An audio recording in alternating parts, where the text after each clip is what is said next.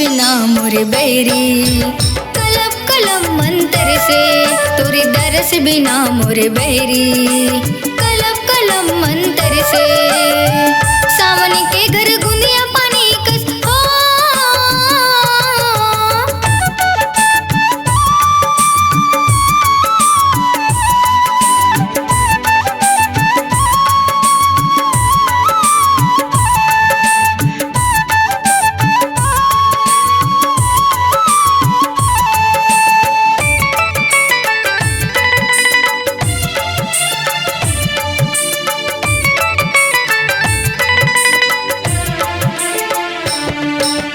कोयली बिना यमरैया सुनना, मूर्ति बिना मंदिर, मूर्ति बिना मंदिर,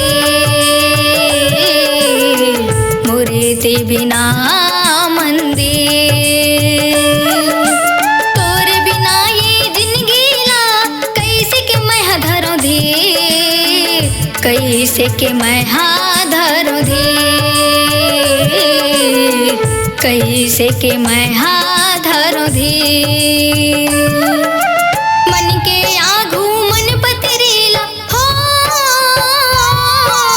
मन के आघू मन पतरीला, जग पीरा ले उभर गे, तोरे दरस बिना मोरे बैरी, कलब कलम मंतर से तोरे दरस बिना मोरे बैरी, कलब कलम मंतर से सावन के घर गुंदिया पानी कस हो।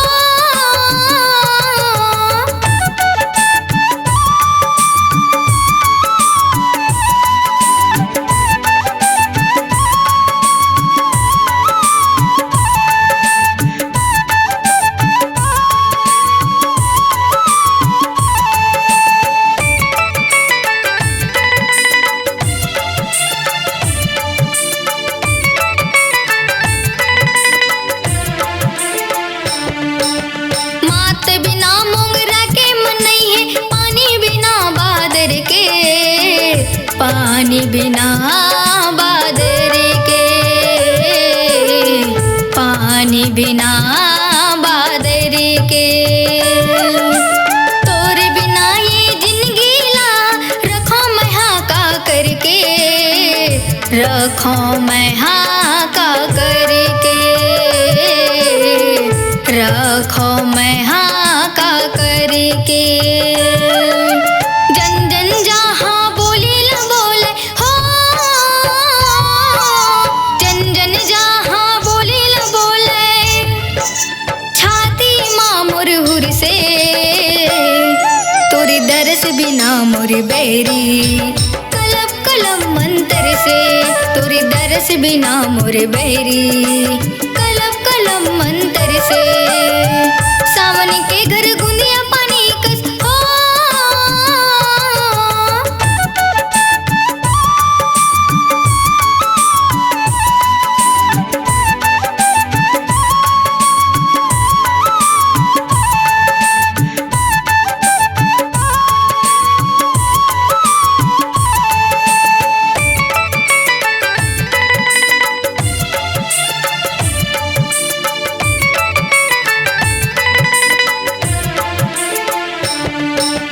फूल फूल गे फर नहीं है अब, नेह बिना यूं घर, नेह बिना यूं घर, नेह बिना यूं घर। तोर बिना ये जिंदगी होगे निचट धर, होगे निचट धर, होगे निचट धर। गिनते गिनते अंगरीख आगे हो,